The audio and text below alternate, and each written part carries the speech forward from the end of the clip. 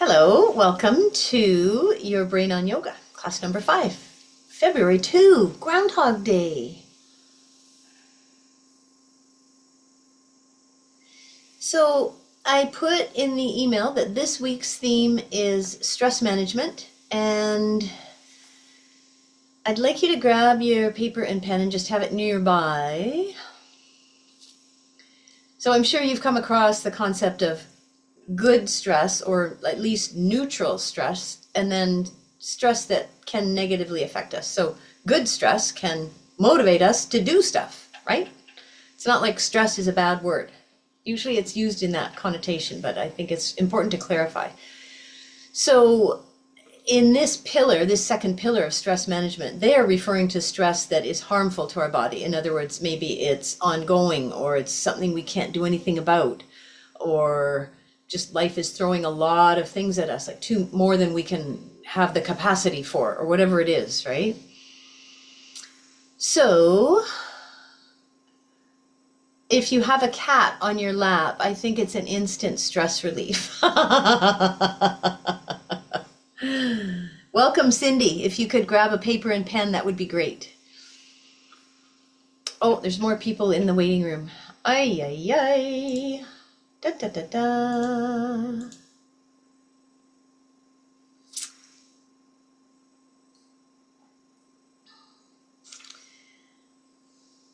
So folks who are just coming in, if you can hear me, please grab a paper and pen.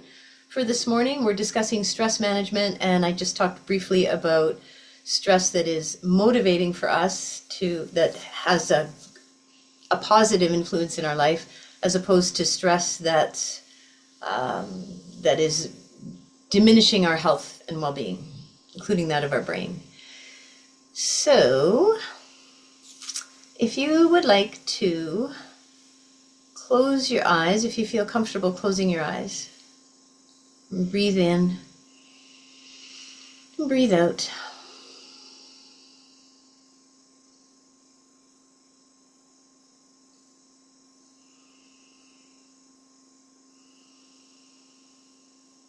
Bringing your attention inside to your inner world.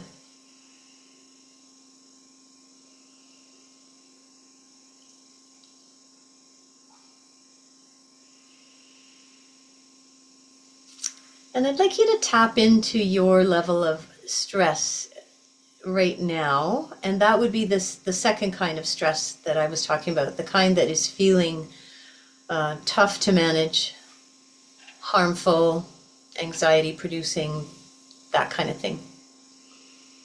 And some of these things might be acute. Maybe your car needs work right now, or your washing machine broke.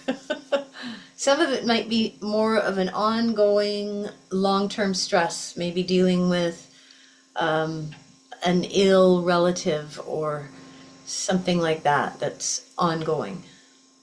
So taking all that into account,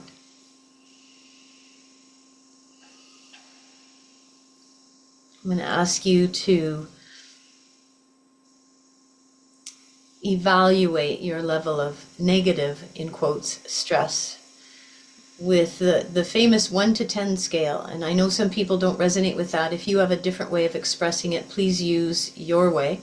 If you're using the 1 to 10 scale, 10 would be you feel like you're at a breaking point, and 1 would be life is pretty smooth right now. So checking in again and coming up with a number to write down on your paper.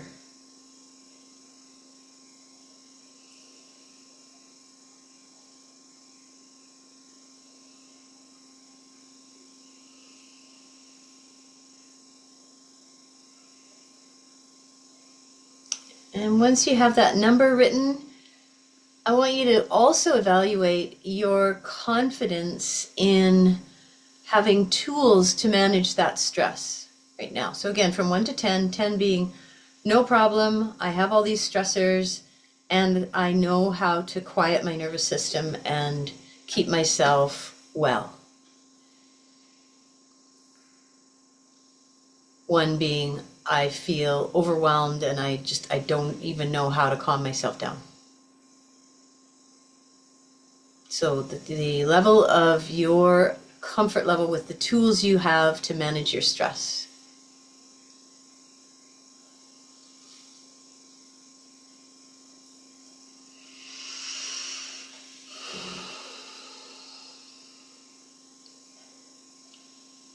And then put the paper aside, put the pen down.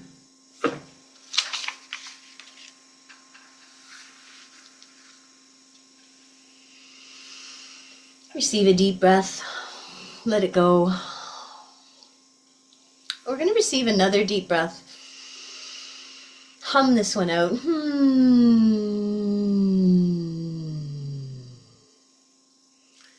And one more full breath in.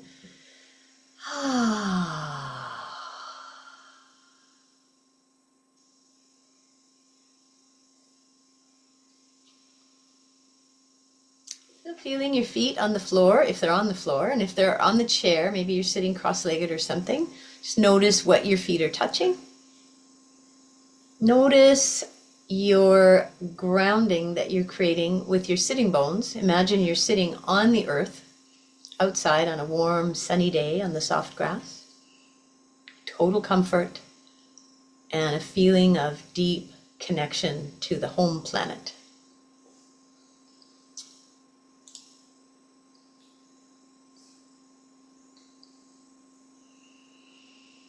Breathing in, breathing out.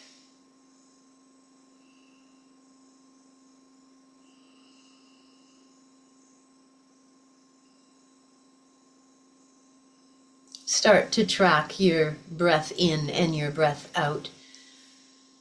How long are they? Are they even length? Is one longer?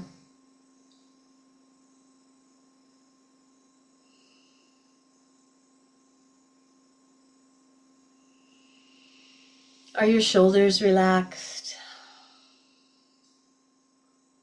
Is your belly relaxed to receive the air as it comes in? Feel your belly moving a bit towards your spine as you exhale.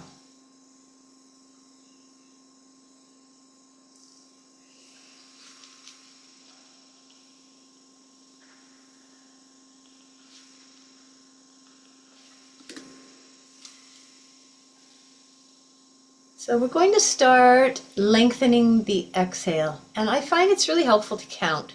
So inside your head, as you're breathing in, it might be something like this: inhale 2, 3, exhale 2, 3, 4, 5, 6. Start to play with that, with allowing your exhale to take its time and allowing it to slowly and gently begin lengthening.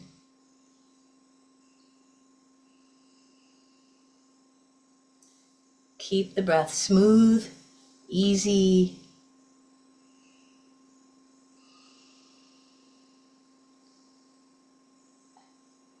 Slowly, bit by bit, lengthening your exhales.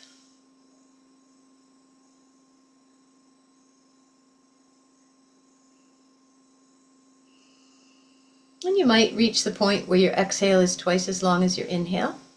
Might not.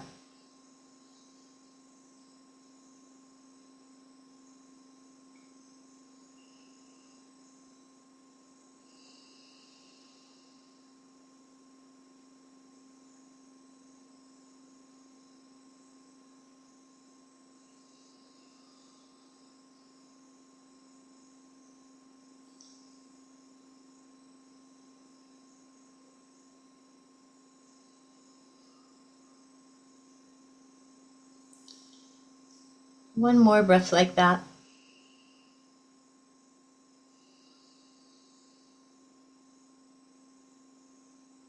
Let your eyes open. I'd like you to put in the chat how you feel after doing that breathing pattern for a couple of minutes.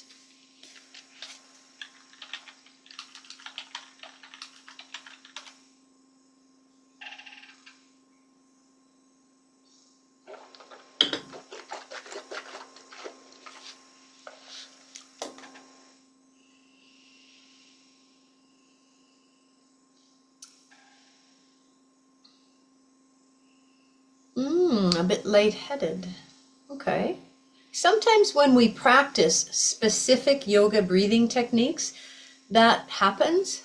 So if that happens, where you feel a little woozy, just let the breathing pattern go right away. You can always come back to it, either in a few breaths or the next time. Sometimes it's just not a fit for your body. So I think it's important to respect the power of these yoga breathing techniques. In some schools of thought in India, you have to do yoga for 10 years before you're taught yoga breathing techniques. We're impatient here in the West, so zoned out. In a good way, Marianne, or in a not so good way? In a good way? Ah, okay. Self-aware. More centered, I think you meant to write, Josette. Yeah, okay, great. So, if you take one thing from this series of 20 classes, I want you to be well on your way by the end of the series to having this breathing pattern as one of your stress management techniques in your back pocket, because it's instantly accessible and it also pretty much instantly quiets your nervous system. So I'm sure you've heard this term, sympathetic nervous system. And despite the name, that's in a state of high arousal. That's fight or flight. That's get things done mode. Nothing wrong with that. But if you're in that state most of the time, then yes, there's something wrong with that. Many people are in that state much of the time. That's fight or flight. Fight, flight, or freeze has been added. So the opposite one, this is a long word to type. System, the parasympathetic nervous system, that's rest and digest. And they've also added a third word, rest, digest, connect. Because when we're connected to another person or a pet, oxytocin is released, the bonding hormone. Parasympathetic nervous system, rest, digest, connect. When we're in that state, when our parasympathetic nervous system is what's on board, that's when our body's self-healing mechanisms turn on. Powerful state to be in. And this breathing pattern is your best friend getting to that state. I would like you to unmute. We're going to brainstorm. I'm going to tell you a couple things that I teach people when I'm encouraging them to form a new habit. So this is a new habit I'm encouraging you to form of remembering to breathe this way frequently throughout the day. And I'm just talking 3 breaths. It's not a huge commitment, right? So one of my favorites is you put your toothpaste on your toothbrush, because that's an existing habit. We don't have to remind ourselves to do it. Put your toothbrush down in the sink, because you're not going to forget to brush your teeth. It's a habit. And then you pause and take 3 of those breaths with a longer exhale. If you feel dizzy after 1, just take 1 breath while your body gets used to this different way of processing the air. And after those 1 or 2 or 3 breaths, you brush your teeth. No big deal, right? Another favorite one of mine is red lights. Most of us drive a car, and if you drive a car, you are stopped at a red light. Oh, there's a red light. And I do that breathing pattern. And I know it's a habit. I don't even think about it. Because I'm thinking, do I do that? I know I do it. Anytime there's a pause. So, has anything come to mind? An external stimulus in your life or an existing habit that you could link this 1 to 2 breathing pattern to? You could either put it in the chat or raise your hand and unmute yourself. I know not all of you unmuted yourself. Rick, yes. Well, I know this one thing anyway with the particular breathing. Denise and I, it's a part of our routine, daily routine. In the evening, we look at your video, we work the exercise, and we do the breathing because you teach us doing breathing and that. So that's really the one. I have a difficulty because I get up in the morning. I have a series of things. I make a list, and I'm just busy little man, Yep. and that so I can't. It's a bit of a challenge. I'll see what I can do to have that. If there's a break where you can do that breathing part. Yeah. How about sitting down to eat? Hmm. Good I was point. going to say we all sit down to eat, but sometimes we eat standing at the sink. I have been guilty of doing that. It's not recommended in many forms of health systems around the planet. People sit to eat and with others. That's the best way. So when you sit down and you're gathering, even if I'm gathering by myself, I still sit down and breathe and feel gratitude, give thanks before I start to eat. Any other ideas? Some other already existing habit that you have, like brushing your teeth, or an external stimulus like a red light that you can come up with? When you take your supplements, excellent. And then, yeah, before a meal, perfect. Waiting for the kettle to boil, that's one of my favorites as well. You're just waiting. Yep. Santa. When a cat jumps on my lap. Those of you who came late to the call, Sana's cat was on her lap a few minutes ago. And I said, oh, perfect stress management. All right, so this is something that as you go throughout your day, probably other things are going to pop in where you go, oh, there's a perfect opportunity to take 3 of these 1 to 2 breaths. I breathe this way most of the time. That's how much of a habit it's become. So even when I'm under an extraordinary amount of stress, which I was in December and January, extraordinary amount, I didn't feel like I was losing my mind. Just occasionally, but I always had something to come back to, that breath. All right. Thank you. You can mute your microphone again, please. And we will do some yoga. Let's just start by rocking from one sitting bone to the other. Clunk, clunk. And put your fingertips on your shoulders. If that's not comfortable, you could put your hands on your waist. And then keep rocking and start circling your wrists. Breathing. Come back to center. We'll do a little cat-cow. Put your hands on your thighs. Curling of the spine. Curling the other way. So remember, in cat-cow, you're not doing this. You're not bringing your chest and belly towards your thighs. You're just curling the spine in one direction and then the other direction. And then come back to center. And take a big stretch of your arms out to the side. They can be whatever height works for your body. And extend your fingers, straighten your arms as much as they can straighten. Bring them up to wherever they want to stop, wherever that is. And bring them down. Bring your hands together at heart center.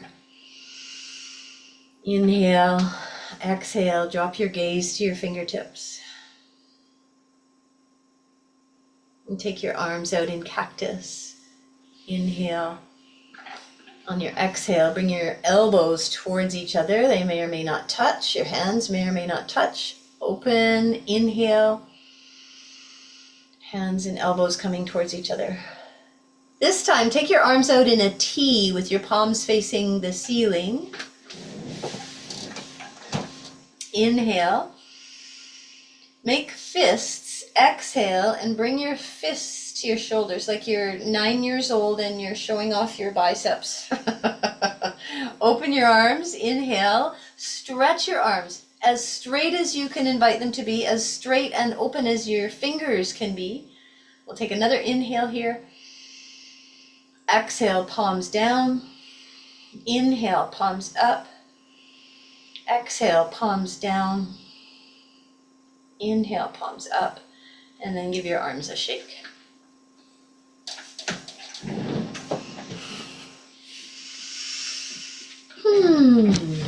Let's start paddling our feet a little bit.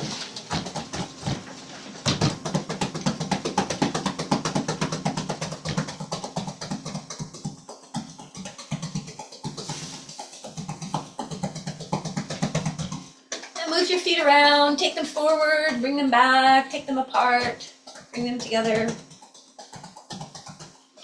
And then let your feet come down to the floor. And you can't see my feet, but imagine these are my feet. I'm gonna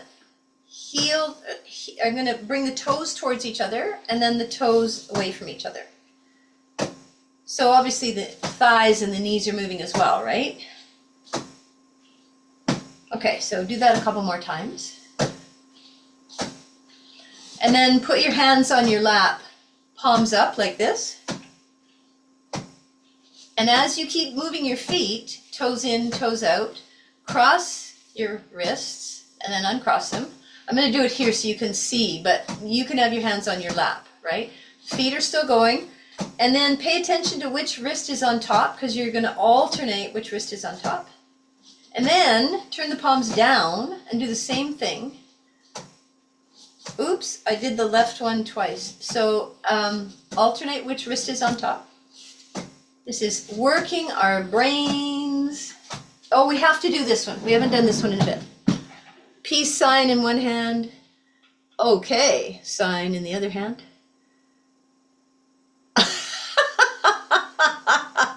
You didn't click that, did you, Marianne? That's so funny. These Zoom things, sometimes if you just do things with your body, it thinks, oh, she wants balloons.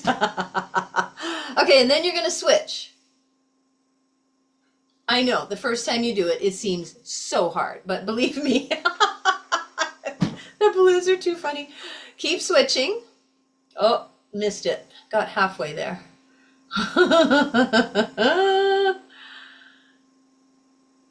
So much work for the brain.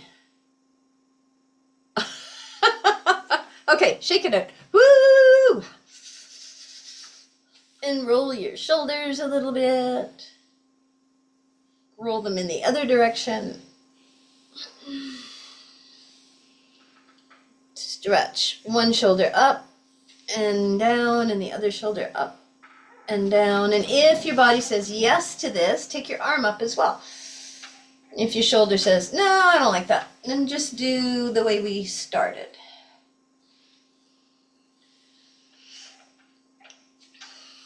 Okay, we're coming back to neutral. So I have a neck thing for you. I have found this works for most of my students, but not all. So if your neck at any point says, it's not for me, please stop. And when I asked my chiropractor about all the neck things I do in class, I showed him all the neck things I teach. He said, those are all fine as long as they're moving slowly. So that's our reminder to ourselves to move slowly when we are doing things with our head that are unusual, right? Not part of daily life. Please watch this first, because it's weird. That's why we do yoga, right? It's weird. So I want you to just watch. Starting position, it's also the ending position. This shoulder is relaxed. Don't worry, I'll walk you through this slowly. The other shoulder is going to come up, and the head comes back at the same time. And then you relax them away from each other as slowly as you took them up until you're back at the starting position. So you don't turn your head back to center right away. We're going to do the same thing on one side a couple of times, right? So if you'd like to gaze towards your left, you're gazing left, and relax your left shoulder. You're gazing left, your chin is level with the floor. Now I'm going to look back because I want to see you. Please keep your gaze to your left because I want to watch what everybody's doing here. Now slowly begin to raise your right shoulder, and as you're doing that, your right shoulder, Denise, your chin is lifting as well. Valerie, your chin is lifting as your head tips back towards the right shoulder. And then slowly make your way out of that scrunchy, odd position until you're looking to the left.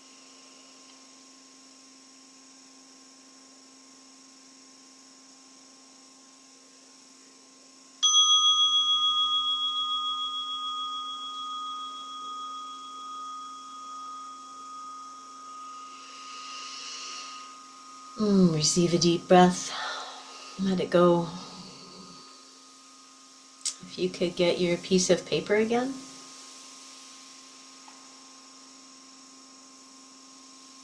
Just curious if you want to check in with how stress feels in your life right now. Do you feel any different about the level of stress you've got going on in your life right now? Has that number changed?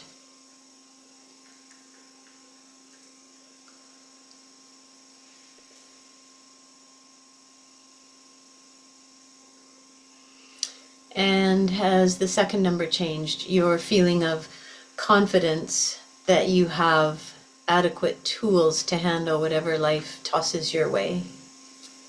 Just in this moment. Just whatever number pops in is usually the right one.